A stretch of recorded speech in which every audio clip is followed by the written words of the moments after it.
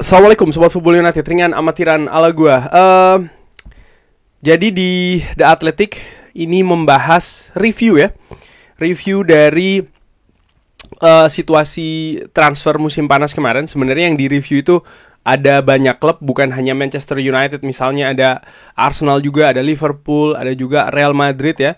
Dan yang menarik bagaimana disebutkan prioritas, kemungkinan prioritas bahkan di bursa transfer Januari nanti. Ini juga sudah dibahas. Gua tidak akan ke klub lain, gua akan fokus ke Manchester United, di mana Manchester United ini dari sisi mengeluarkan uang ya, dana transfer di musim panas kemarin untuk klub Premier League, Manchester United ini menduduki peringkat ke-5, di mana yang paling banyak itu adalah Liverpool dengan 418 juta pounds. Lalu ada Chelsea 284 juta pounds, setelahnya ada Arsenal 254, Newcastle United 249 dan Manchester United 217. Di bawahnya ada Nottingham Forest dan juga Tottenham Hotspur. Bagaimana dengan angka pemasukan? Kalau dari yang gua lihat ya, dari klub-klub tadi yang gua sebutkan, dari 6 klub kurang lebih, dari 6 klub tadi itu yang paling banyak menerima pemasukan itu adalah Chelsea 294. Lalu ada setelahnya ini Liverpool 190. Lalu ada Newcastle United 152,3. Lalu Tottenham Hotspur di atas 100 ya, 107. Sementara Manchester United sendiri ini di angka 64. Yang paling kecil dari 6 klub tadi yang gue sebutkan ya, itu adalah Arsenal. Penerimaannya yang paling sedikit yaitu adalah 8,9 juta pounds. Itu dari sisi angka. Nah, sekarang langsung aja bagaimana review yang ditulis oleh, dan tentu saja di review ini bukan hanya mereka ataupun jurnalis dari The Athletic ini menyampaikan semacam kayak reviewnya, tapi juga ada informasi-informasi menariknya. Oke. Apakah transfer di musim panas kemarin ini merupakan sebuah kesuksesan atau kegagalan? Nah, ini menarik ya. Bagaimana The Athletic menilai Manchester United happy dengan bisnisnya.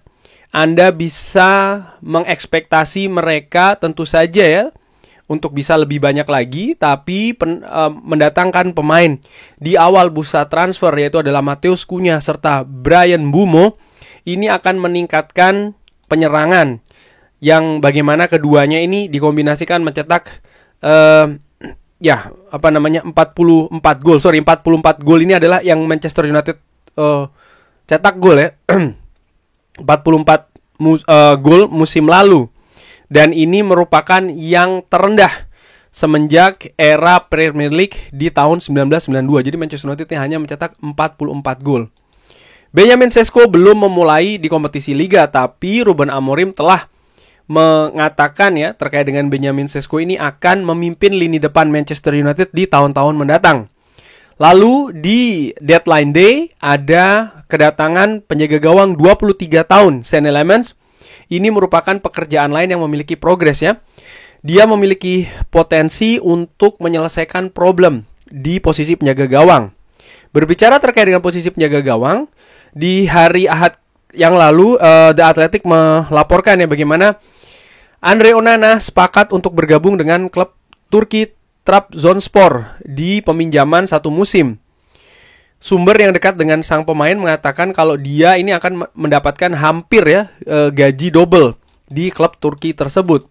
Manchester United juga mengatakan selamat tinggal untuk 4 dari 5 bomb squad ya, yaitu adalah Marcus Rashford, Garnacho, Jadon Sancho dan juga Anthony.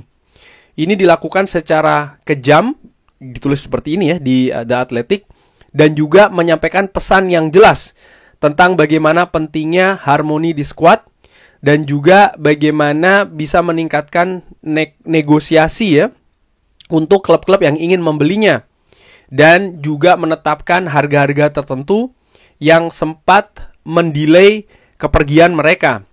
Garnacho dijual 40 juta pounds ke Chelsea, dan ini memecahkan rekor dari penjualan pemain akademi Manchester United. Dan ya tentu saja sebenarnya Manchester United ini punya peluang untuk mendapatkan pemasukan yang lebih tinggi lagi. Tapi ya ini bukan sesuatu yang Manchester United juga fokuskan ya terkait dengan Garnacho. Artinya mereka bisa saja bernegosiasi dengan lebih keras lagi, tapi Manchester United merasa bahwa oke, angka 40 juta pounds ini sudah cukup ya. Dan Anthony 25 juta euro ini juga sedikit lebih rendah ya dari angka yang mungkin diharapkan, melihat bagaimana performanya ketika dipinjamkan ke Real Betis. Dan bagaimana Rashford dan juga Sancho ini hanya sebagai pinjaman. Dan ya semuanya sudah diselesaikan. Tidak setiap masalah ini bisa diselesaikan.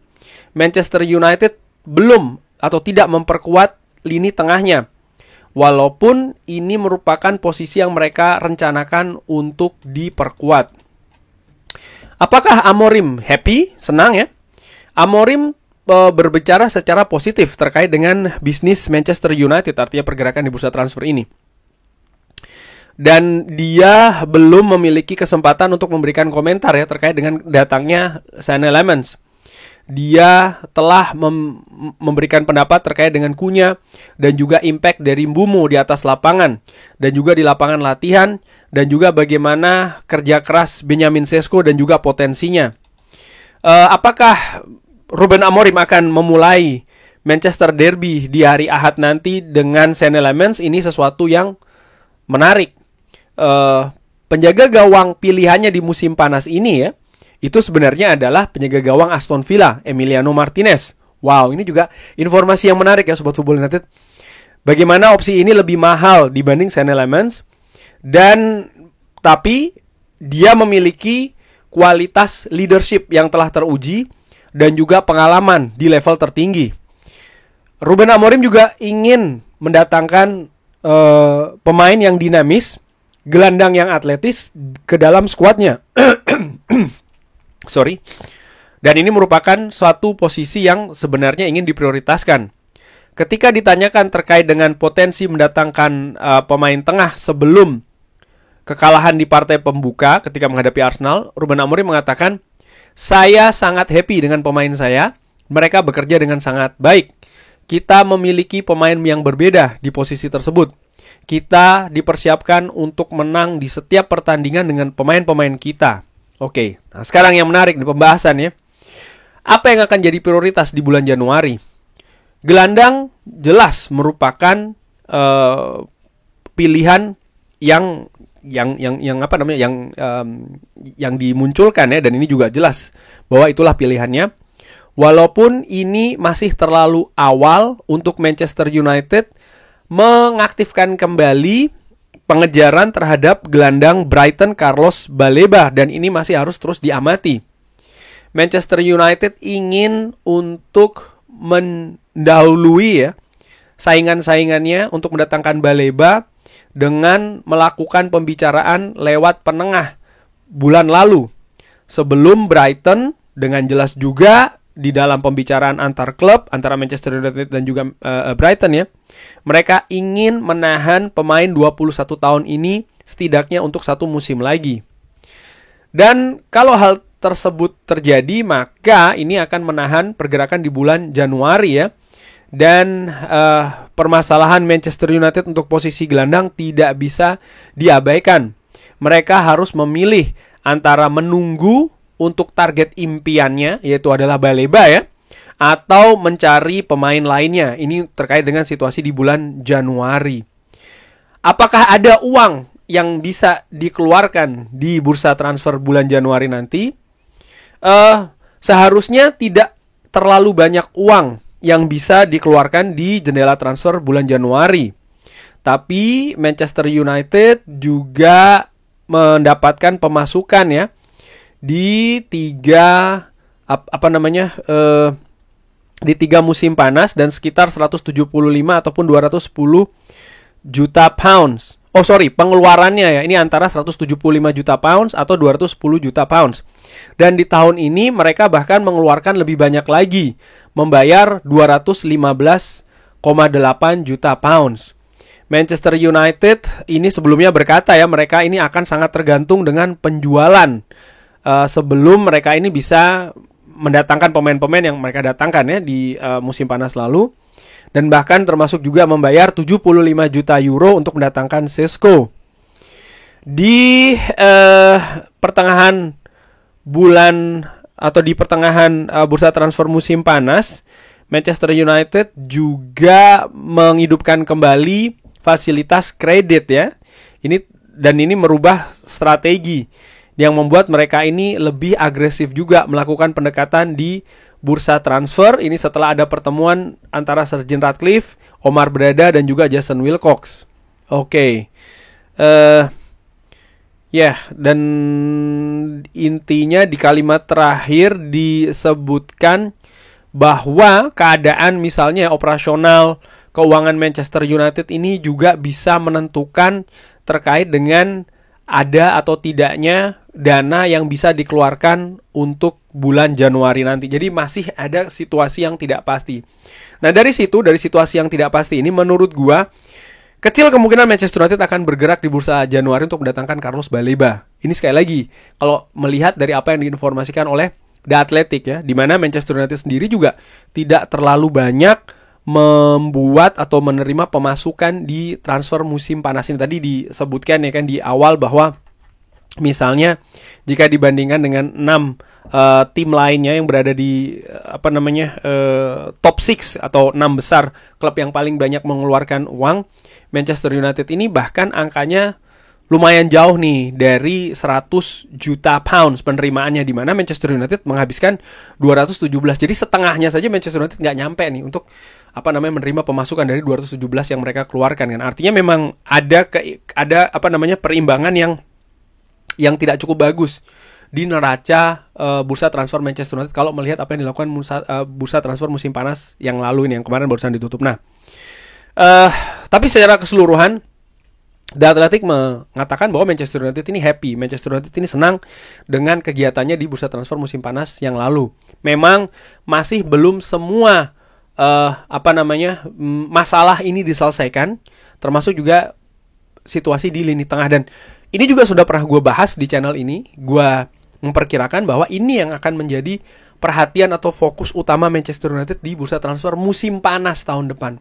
Artinya dengan keadaan skuad saat ini, Manchester United akan berusaha untuk memaksimalkannya.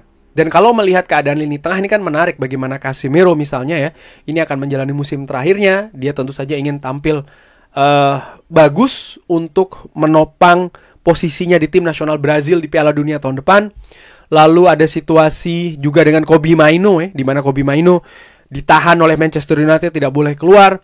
Tapi ini juga masih belum jelas menurut gue proyeksinya akan seperti apa. Mereka pun juga masih menantikan kejelasan masa depannya, perpanjangan kontrak kan misalnya.